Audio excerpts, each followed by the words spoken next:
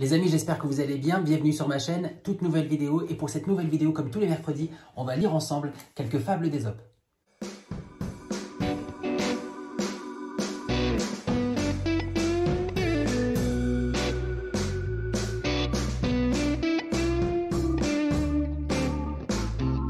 Avant tout, n'hésitez pas à vous abonner à la chaîne si ce n'est pas déjà fait et activer la cloche des notifications pour ne rien louper des prochaines vidéos, c'est toujours sympathique. Et si vous ne savez pas encore qui est Ésope, n'hésitez pas à aller voir la petite vidéo que j'avais fait à son sujet juste ici, il y a un moment déjà maintenant, vous en saurez un petit peu plus. Aujourd'hui, je pars sur la thématique du loup dans les fables d'Ésope. J'ai repéré 3 histoires qui le mettent en scène, on va les lire ensemble. Mais avant de commencer, un petit mot sur le loup. Cette bête obstinée et affamée à en perdre la raison. Ce prédateur égocentrique à qui on pourrait faire croire n'importe quoi pourvu qu'on assouvisse son appétit. Le loup est aussi par ailleurs utilisé comme recours d'autorité par tout parent excédé.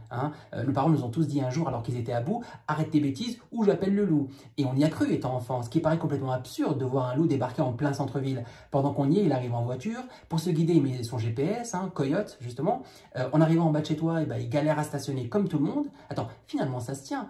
Peut-être qu'on appelle loup-garou tous ces loups qui ont débarqué en ville un jour et qui se sont dit « Ok, je me garoue maintenant ». Donc vous l'aurez compris, le loup est un animal très intéressant, ça ne m'étonne pas donc qu'Ésope lui ait consacré quelques fables. Comme je disais tout à l'heure, j'en ai repéré 3, on va les lire ensemble. Première fable, fable 106, le loup et la brebis. Un loup qui était rasassié aperçut une brebis étendue sur le sol. Pensant qu'elle était tombée de frayeur à sa vue, il s'approcha et lui dit pour la rassurer « Si tu me dis 3 phrases véridiques, je ne te ferai aucun mal ». La brebis, reprenant courage, dit qu'elle eût préféré en premier ne pas le rencontrer, ou sinon le rencontrer aveugle. Et pour finir, elle s'écria « Je voudrais vous voir tous périr, loup odieux qui nous poursuivait sans arrêt alors qu'on ne nous fait jamais de mal ».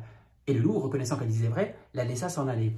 Dans cette histoire, le loup il me fait penser un peu à ton téléphone qui te demande 3 fois ton code, ton mot de passe, et si tu te loupes, eh bien, il décide de te pourrir littéralement la vie. Il te coupe du monde, tu es puni amnésique. Deuxième fable, fable 139, le loup et le chevreau.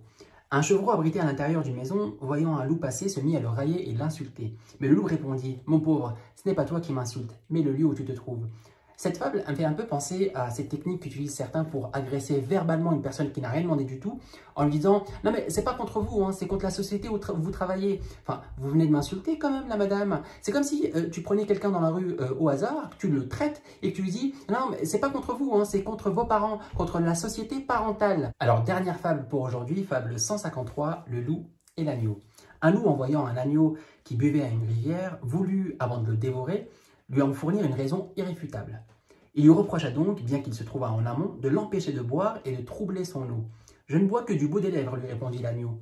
Et de plus, je ne saurais troubler ton eau, puisque je suis plus bas que toi. » Déconcerté, le loup reprit alors. « Eh bien de plus, l'année dernière, tu as fort mal traité mon père. »« Impossible, répondit l'agneau, car je n'étais pas né. »« Eh bien, reprit le loup, tu as beau répliquer à tout, tu me serviras quand même de repas. » Alors, morale de l'histoire.